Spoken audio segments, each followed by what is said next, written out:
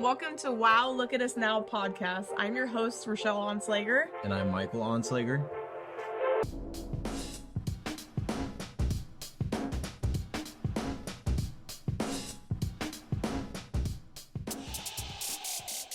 We are going to be talking about single and thriving and single. I don't know what way it is, but it's going to be one of them. So we're actually just going to ask you guys a few questions. Well, let's start first with like a little bit of background. Okay. Let's start with Who you Michelle. are. Who you are, what church you attend, how long you've not been even going, that. or... Just like a background story of your life, that led you to this moment. Okay. So I'm Michelle. I have a 4-year-old daughter named Haley, and I live in Roseburg. I grew up here, moved to Portland area for about 8 years, and then I moved back 4 years ago when I was pregnant with my daughter. And then my backstory with how I became single. I was married at 20, divorced at 28, and I met my ex at 17, and I was a very unhealthy, unhealed, wounded version of myself, and kind of took the long way to learn some lessons in life. And my ex at the time decided he didn't want to pursue marriage anymore after a lot of efforts on my part for making things work. And I found myself 28 weeks pregnant. Okay, I was gonna say, not only that, you were literally 28 weeks pregnant in the middle of that. And moved back down to Roseburg, and I have been back here ever since. And that's actually probably when I really started to learn how to be me and thrive in life. Single and thriving. Oh. And Cierra. Yeah. Same question. Crazy. Our similar stories. Grew up here. I actually grew up in Glide, and then I grew up in a pretty abusive home. So when I was 18, I was super excited and was single, didn't date though. And then when I was 19, 20-ish, I moved to Portland, and I was up there for 6 years. And that was when my ex and I started dating, but we actually met in Alaska. But we reconnected in Portland, started dating. And Wait, just real quick. You guys met in Alaska? You met in Alaska? You guys are both from here, and we're both from Roseburg, but we met in Alaska. Oh. Yeah, and then he moved to Portland with his dad, and then I ended up moving to Portland about a year later, or maybe like 6 months later, and then we reconnected. And then within 3 months... I missed those details. Oh, yeah. I forgot to tell those. That's a huge part of the story. I just want to say, like, boom. Like, yeah. I was like, God? Oh, no. But maybe not. Broke insecure little girl didn't know how to hear God's voice. Honestly, I'm just going to say I would have taken that as, like, confirmation. I'm like, that's kind of crazy, to be honest. But moving on. Yeah. And, okay, so... we started dating, and I was, I just come out of abusive home life. So I was insecure, broken, but he gave me attention and told me I was really pretty. Mm-hmm. I was like, oh my gosh, okay, like I'm going to marry you. So I married him, 3 months, married, 3-month period, dating, married, pregnant in 3 months. Wow. Yeah, whirlwind. But I was just like, God moves fast. This is okay. And it did not, we were both very broken, insecure. We have a great relationship now and great co-parent, but we both were really broken and insecure and didn't know how to be in a marriage. And didn't know how to communicate. So things turned ugly. And basically I made the decision to walk away, and pursue healing. And so that's basically how I'm now single. So to clarify for the viewers, when you say healthy relationship, you're just talking about like you guys aren't together, but you are able to co-parent well, Yes. and you're able to be around and for the sake of your children. And, Yeah. Yeah. Yeah, we made a decision that we were going to just put our differences aside, and it was going to be about the kids. And I keep healthy boundaries, and we don't see each other like, you know, I think it'll eventually get to being friends, but right now we just have healthy co-parenting boundaries. And it's going great. I mean, I feel like it's God's grace. But that's basically my journey into singleness. I just really, God called me to kind of break off generational bondage of abuse. And so that's why I'm here. I don't remember if you said that, but you're divorced now, right? I'm Like, divorced. officially official. I'm official divorced.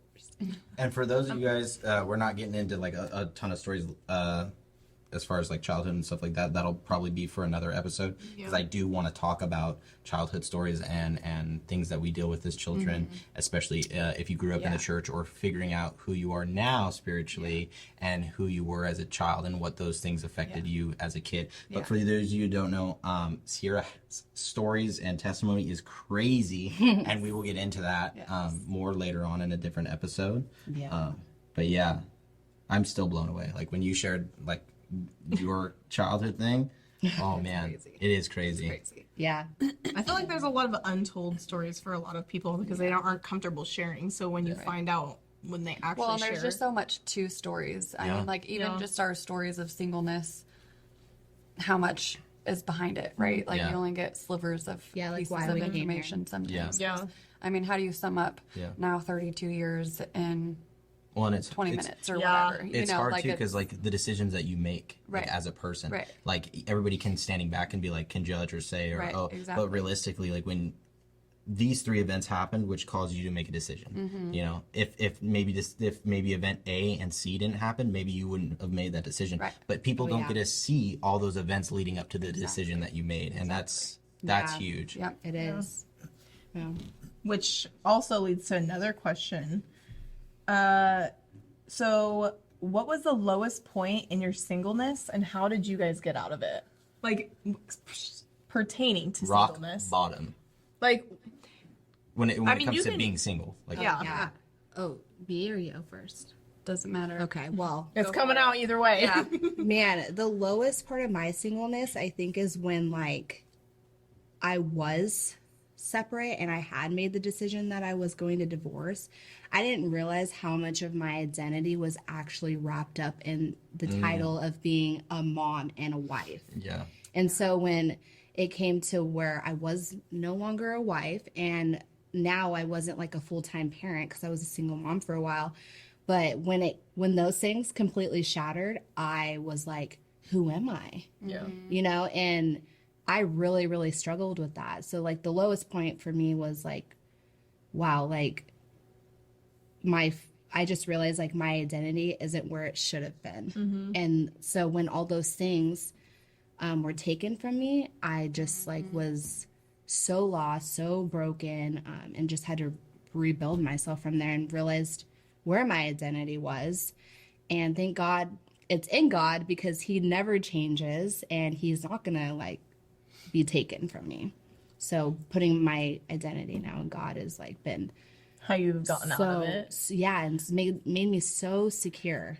Would you maybe think that like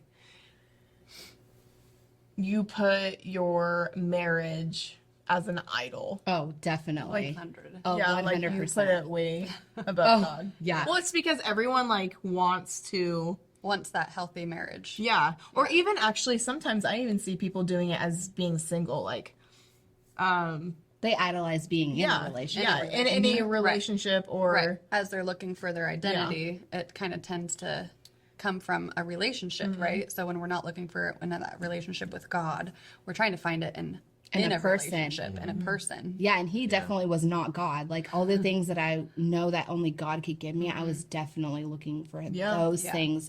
Like, you need to do this. Like, you're my husband. You're supposed to be doing this for me. And forgetting that who my actual first husband was, Yeah. who was God. And then I definitely And realizing like it's not fair to that person, even like for him on that side, like him looking for God and expecting something out of you. Yeah, you know, we both did that to each other. Actually, we actually viewed each other as if we should be each other's gods, Right. Fulfilling and all that of is those. where the chaos and the trauma came into play. And he told me time and time again, like, you expect too much of me, and I'm like, yeah, but you're my husband, so what? yeah. You expect too much of me, and I'm over here like, Yeah. okay. You knew you were marrying a queen. Like, come on. He knew it.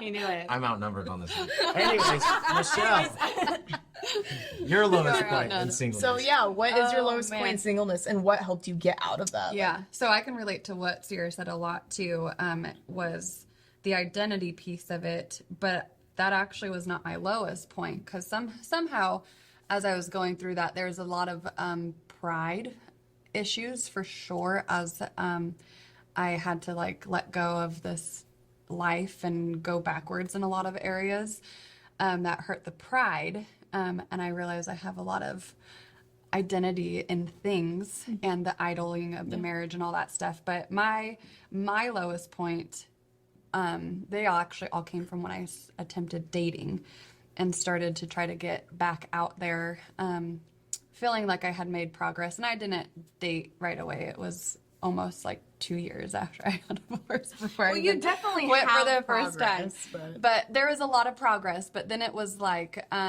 once I kind of welcomed that back into my life, it just re-highlighted all of those areas. So like, even though I had healed and I had gone through a lot in the time before I had even started dating again, it like took it to another level, I guess. And it was like ripping off the scabs, and they weren't the best experiences either. So it was not only painful to like put yourself out there, putting yourself out there as with purity and as a Christian and different ideas of, you know, what you want your marriage to be, really sucked for me. So it hurt in a lot of the areas where I desire to have that, you know, that godly marriage or whatever. So that probably took me to my lowest point, because not only was it like showing me different areas where I still needed to heal, but it was also like made that desire for a godly marriage even stronger. So it was like I was attempting it and it was bad, but it was like, but it only got stronger, but not in a bad way, right? Like not in a bad way. Like it just made my desire for like what I actually was starting to realize I wanted. Cause for so long it was like, oh, I don't know, do I actually even need to date a Christian or do I not? Like it just solidified so many things in that process, but it was really painful to go through that. Which I'm gonna say too, God has, like, I am like, Michelle sees her like testimony in this situation, and it's really hard and it's persevered, but I'm on the other side. I'm like, dude, God's straight up protecting you. Like he's straight up being like protection over my girl Michelle. Yeah. And I legit wish that happened to me. Yeah. Well, no, no offense. No. No, I thought you were talking about prior, but no, thanks for making me feel better about Just to that. clarify. Yeah. Well, you're already married now, so there's no going back. No going back. And so what got me through that was I was actually going through counseling just to work through childhood stuff that I took into a marriage that then was broken. And so I had a lot of reverse to do. And so I did that, obviously seeking God every single day. Like I got closest to God through this season. And The those waiting and the lowest hard. points. I mean, like there were some low days for sure. I mean, you kind of just started dating God. I literally did. The day my ex walked out, God walked in. I mean, like there was a presence. Literally, there was no void. It was like he came into his rightful place and hasn't left since. So before we move on to another question, I know that we're not going to be answering our experiences on every one of these questions, that these ones are, but I'm going to share on this one just because I haven't shared this one a whole lot in my life. Yeah. And we were talking about identity and where we put our identity in singleness. I was a virgin until I was 20. I'm 23 now. But I was dating this one girl from. I was dating. Well, from the time that I was like 5 or 6, I knew I wanted to be a husband. Like that's what I wanted. I want to be a husband. I want to be a good husband. I want to be a good husband that has his head on his shoulders. Like that's what I wanted. And so I ended up dating this one girl that I went to church camp with and stuff, and we got engaged. And I was like, well, I'm saving myself for marriage, and that's it. Like that's 100%. And long story short, certain details out of it, I ended up caving and I had sex. And then the wedding was like kind of around the corner, and I was like, okay, like whatever, it'll be fine. And because you guys are engaged, so you're like, oh, well, we're engaged. There's a whole lot. Yeah, there's a whole lot more. Like we're that close. Yeah, there's a whole lot more details to it, and not just like on their part, my part too. Like no, everybody is at fault in this situation. Right. Like, it takes two. But I was broken after that. After we split up, like I remember, because she lived in a different town, and I remember that day like vividly. Like I was, and it's like 100%. Like when they talk about soul test, like I felt like I was dying that day. Yeah. And I realized that I was so prideful about saving myself. I was so prideful that I was a virgin. Like I was like, I'm a virgin. Like, and I didn't think necessarily myself better than other people, but I felt pretty good about myself. Right. And I had placed my identity in it so much that I forgot why I was doing it. Yeah. That it was solely for the purpose of, like, I knew I wanted to have a great relationship with my wife. And that I knew that if I honored God and had my virginity and, waited till marriage, that I knew he was going to bless. Like, I held on to that promise. Well, it's like a gift. Yeah, he's going to bless me. But then I made that my idol. Like, I made that who I was. And I prided myself so much on that. And so when I lost that, I lost who I was. Like, I did not realize, like, okay, like, this is for the wrong reasons. And then that's what truly started my like 2-year downward spiral. And for like 2 years, I derailed hard because I lost who I was. Not just, I didn't and just then lose. it was like, well, what's the point now? Yeah, I didn't just lose that person that I cared for. I also lost myself. Right. And for good reason. And then he just like, because once you get to that part, then you just go, I wouldn't say like spiral down to the deep end, but it was kind of not like a bad. You're kind of just like, well, I already did it once, so let's go. There goes my identity. Yeah. And you would have been one of those kids. Have you seen those shirts that say "Virginity Rocks"? Yeah, I was though, because people, no joke. Like I turned 18, and I turned 18. I had friends. I had a job, and everybody's like, "Yeah, Mike, we're gonna go out. You need to get laid, yada yada." And like, I'm like, no, like that's not who I am, dude. Like. 100% no. They don't. You're so they don't weird. like that too, though, because they were not like that. And secretly, sometimes I feel like that guys do want to be like that, but they just feel like they can't do it. So they're just or you'd have girls that would be like, "Oh, that's so hot that you're like saving yourself," and I'm like, or the opposite. Well, men's masculinity is somehow wrapped up in like how many girls they can get. It's just weird. It is. It's like it's kind of weird. It is weird. It's like their caveman comes out. You know what? It's actually kind of funny because on my end, and this is kind of well, it's like on subject, but not on subject. When I was younger, and girls my age, even like in middle school, it was a big deal to like hold hands and like peck, and we're like, whoa, freaking out. It's totally different these days. Totally different. But in the same sense, I always felt like I was left behind because I wasn't like that with guys. I mean, I didn't obviously. My first boyfriend really was at 15, which is Braxton sad. So I mean, that's when like I lost my virginity and all that stuff. But I was like feeling like I was behind, and I was only 15, and I'm like, what? Like, what the heck? Like, man, it's just a whole new crazy world. Yeah, same story as Michael. Like I was a virgin until I was 21, and I dated, but like I can remember this one time this guy like tried to sit by me on the couch like after we like he took me to McDonald's. I can already see it. He took me to McDonald's for our date, and then like we go back, and it was that happened to actually me at 31. They still do that. they still try that. Well, so he like sits by me on the couch, and thankfully it was like a double date, and my other friends were there. But he like sat next to me, and I took all of his pillows and like stacked them up in between us, like no shame, because I like want to make it clear like. I'm not like that way I had a lot of pride wrapped up in that I was a virgin and I wasn't afraid to tell anyone, which And then means there's I didn't. me, and it's like He thought he had it though. He But thought he's he had- I got you that 10-piece McNugget.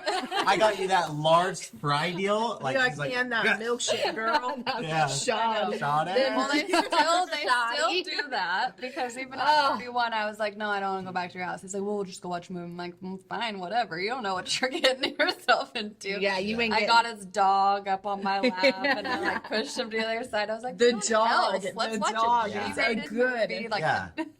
Shrek and the dog. and the dog. And he exactly. was so mad. I was like, okay, it's time to go home now. Take me home. Yeah, but literally I lost my virginity when I was engaged, and then we did get married. But like then being single, it's weird because like it's like this. Well, before when I was dating, I was a virgin, so the beast had not been wakened. Yeah, Right. yeah, that's true. It's so much And easier then- when you haven't. Yeah, now that I am single, Yeah. I'm like the beast is there. It's like always driving by watching the fair, and you're like, oh, I want to go to the fair, but you never go. And then you ride one ride, and you're like, okay. Like, Yeah, missed that boat. Oh god. okay, next question. 'cause we- is we gotta this speed is not through a this. talk, right? Yeah, it's a whole different episode. Anyways, what is His ears are probably blowing back there. 18 and Sorry, older. Sean. 18 and What's the one thing that helped you guys grow in your singleness? Mine was going through the process. Say the question one more time. What's one thing that helped you grow in your singleness? Okay, so yeah, I mean, going through the process and leaning on God,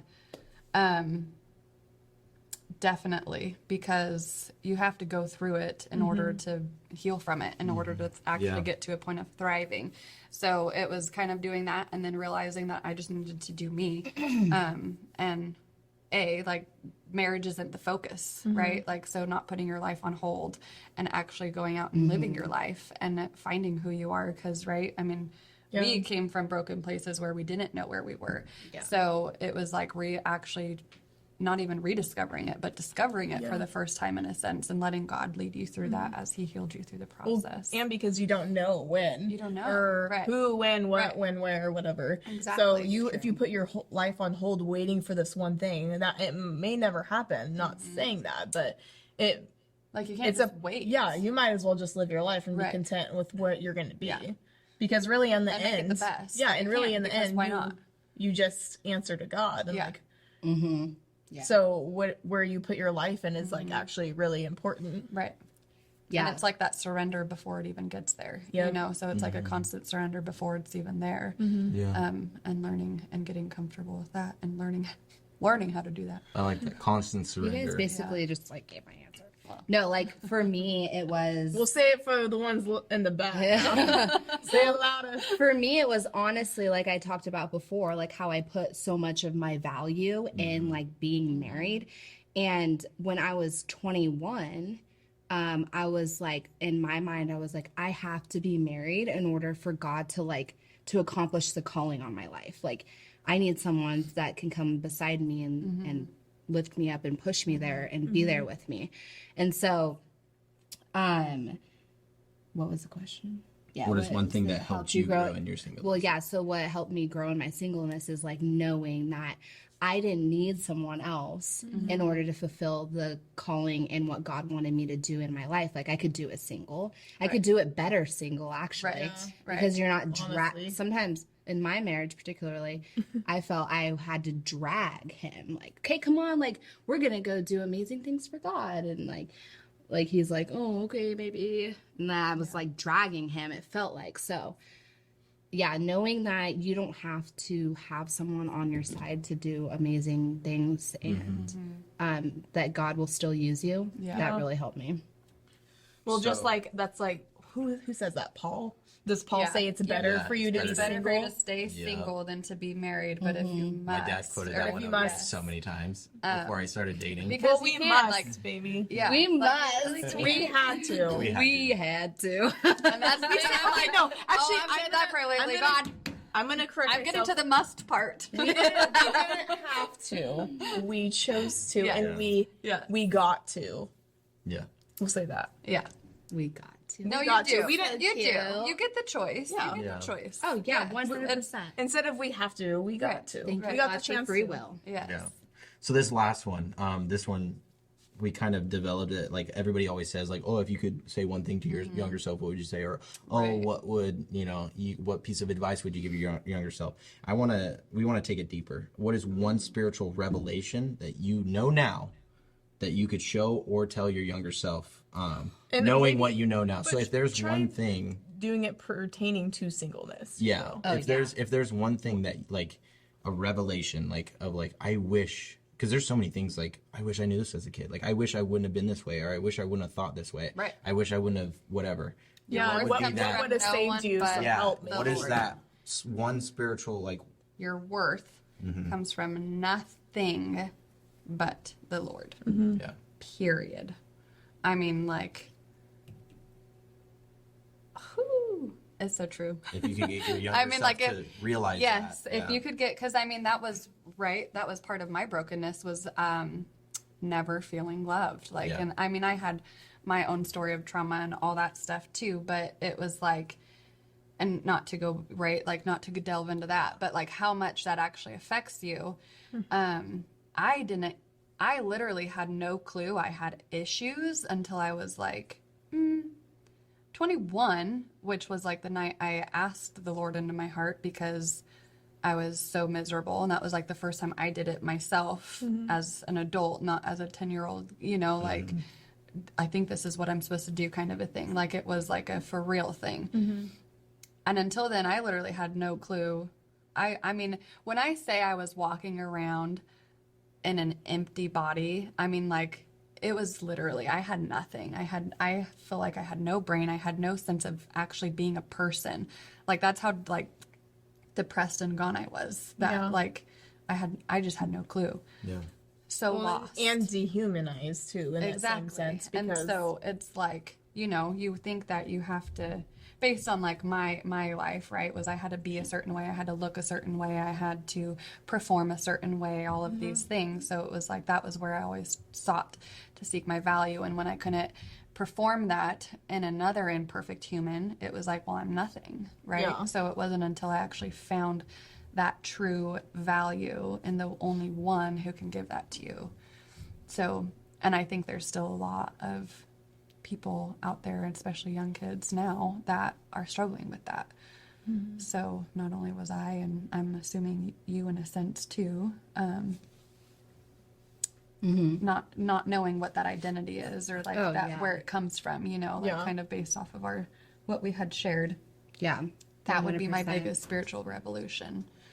Revelation. Revelation. I was like, wait a minute, that was the wrong word. Revolution. Let's start one. fly like an eagle into the sea. Okay. That was a whole nother thing. Oh, my spiritual revelation was honestly that love is not conditional. It's unconditional, and that we don't have to do all these things or perform and like, yeah. I just really dealt in most of my relationships that I had to work to be loved. So the biggest revelation for me that I could tell my younger self is that you're already loved. Yeah. You don't have to work for it. You don't have to prove yourself. It's freely given by God. And that ties into Right. your worth only Right. comes from God's, because when you know that and realize that, you know that like there's nothing that we can do, there's nothing we could do that would like we could earn it, that it's just freely given. And that was not anything that I have ever known my entire life. And so coming into that revelation was so freeing. Yeah. Like, oh my gosh, I just felt like a Yeah. whole brand new person. I'm like, I can just be me, and like I'm already loved. Yeah. Like I don't have to pretend Right. to There's be a someone religious else. view of Right. love. Like you have to do, Yeah. you have to Right. be this, you have to say this, you have to do this You have Yeah. to to do a receive checklist, yeah. and get love. And Yeah, so like you have to walk up straight in front of God, and if you don't, then he withdraws himself from you, and it's not true. It's not. Our brokenness actually draws God closer to us. And Yes, he's just like, it's just like a parent when Yeah. you see your child fall down, you're just like, no, like I need to love you. So the same. It's like there's nothing. It's very much that prodigal son. Like you read it and you read it and then you read it and then you hear it in church. Yeah. But until you come to that broken point and you feel God running back towards you, Right. and Yeah. you're like, okay, like Oh, I just got chills. because it's one of those things where it's like you do everything that you can. You say all the right things and you still don't feel love. Right. And then you do whatever you want and you realize like, okay, God can't love me. But until you feel until you release that and you give up and you see and you feel God running towards you Yeah. and you have that revelation for yourself, Yeah. Yeah. it never hits you. That story, like I always heard that story and I was like, okay, cool, whatever. Like, that's Yeah, awesome. same. Like, that's what a dad should do, or like I wish that I wish my dad was that way or whatever. But until you actually experience that for yourself, Right. Yeah. that story, like, And it's crazy too because I've been in church basically my whole life, but it wasn't honestly until this summer I had that revelation and I was on a hike and there was this broken fence and it was like rustic and I'm just like, that is so beautiful. And I stopped to take pictures of it and the person I was on a hike with was like, that's weird, like whatever. And I'm like, no, like That's weird. that is so beautiful. Like I was so drawn to it and it was like a broken, rustic, ugly fence. Right. And I was just like, wow, and so amazed. And that's when the revelation came. It's like my brokenness, not my uprightness and me doing everything perfect is what makes God love me, but it's like he still loves Sees me the beauty and in sees you. the beauty in me in my brokenness. I'm just like, and that religious Wow. worldly view is like, that's not beautiful. Like, what are you talking about? Yeah. Like, that view of like God's Right. like, oh, that's so beautiful. yeah. Oh, Yeah. yes. Love it. Oh yeah, that's pretty good. Actually, when you like just brought that story up of the prodigal son, everyone always talks about the prodigal son part, and when I just went over this. I don't know if it was in a Bible study. It was when maybe we it were was with us. We're doing this Bible study. Yeah. Well, and we did it at the father's house. Remember when he was talking about the father? Yeah, in Jewish culture, it's actually like when the father hiked up his skirt. And in ran. Jewish culture, ran. like that is like you're exposing yourself. Right. No. Like, Right. and that's not okay. Right. But the father didn't care so much because he's didn't seen his care. son, and Right. he's like, I don't care what Right. everybody else like, and that's what Jesus did. Like, he's Right. like, I don't care what everybody else is saying right now. Like, I'm gonna get on the cross and I'm gonna do what I gotta do for my Yeah. children. Yeah, but I'm seeing the other side. That's why I'm saying we're doing this. I think we're doing this, but I don't know if it's in the Abba Foundation or not. I'm pretty sure I thought it was, but it's talking about the prodigal son. And I actually have been in the spot where it's like, not with like my family and like stuff like that, but it's like the other brother where he feels like he's doing all the right things and he's Oh, yes. and he didn't get in his like, and then the dad still goes to the other son and he's like, Yeah. what the heck? I've been staying here. I've been doing all of it. That's like how I am. And like in my marriages, I'm like, if I do this, and this, all this Yeah. right, they're going to treat me the exact same and they're not going to happen. So then when they hurt you and they don't do it, then you're like, what the heck? And I just keep going in this cycle. And even in this marriage, like I like have to keep like putting my mind there and being like, cause I've had a few times where I'm like, okay, I'm tired of getting burned.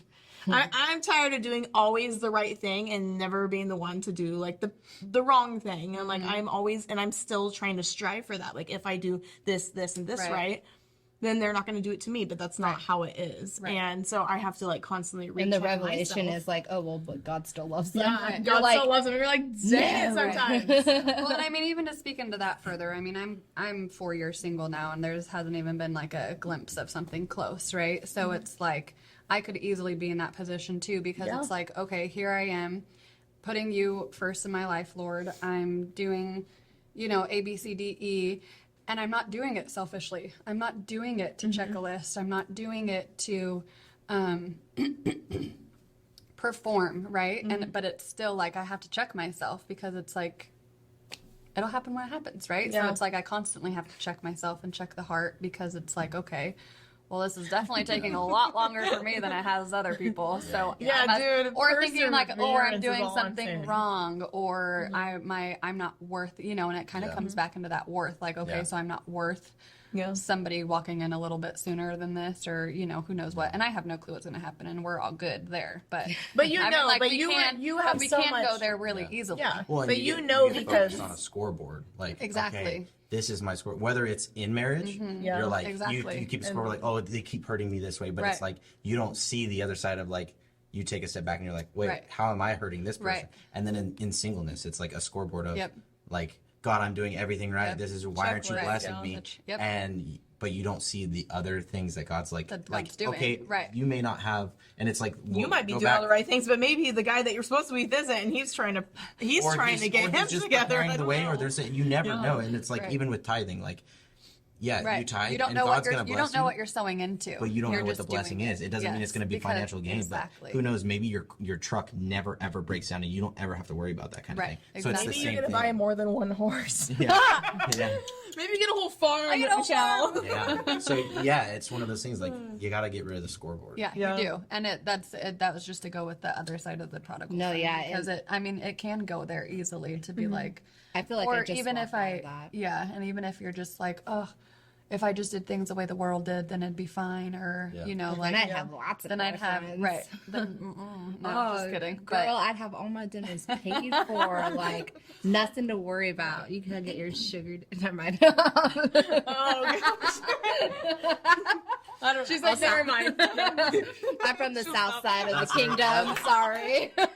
That's where we're like, okay, Sean, we can cut this piece of the podcast. No, we are keeping it all. It is real. It is It's authentic. real up in here. No, but I feel like honestly, I am just walking out of that like checklist. I'm was completely until just recently, probably over the summer, where I was checklist and I had to do everything correct, and mine was like out of fear of punishment. Right. And I actually thought God would punish me Yeah. if I didn't do Yeah. everything correct, because that's how it was Yeah. for my Right. childhood. Right. So He's not gonna bless you, or Right. yeah. no, like I'm just going to stay in the same spot. I'm not going to be blessed. So that was the checklist. Yeah. But that's where unconditional love came in and the punishment went away. It's like, no, I love you regardless. Yeah. Like you could mess up. Like Yeah. it's like the thief on the cross. Yeah. Like, like Yeah. who knows what he did, but instantly, like God didn't see that. He saw a broken man before him who was willing to. Yeah. In that moment, everybody sees this, but God sees that. Yeah, Yeah. yeah, exactly. And there's true freedom in, living your life for God, for God, and like really just letting go of that stuff. Because in marriage or singleness or whatever part of life, like when you're living life for Him, and that's your focus, that's what you're running to, and not in a striving way, but like that's what you're, that's your goal.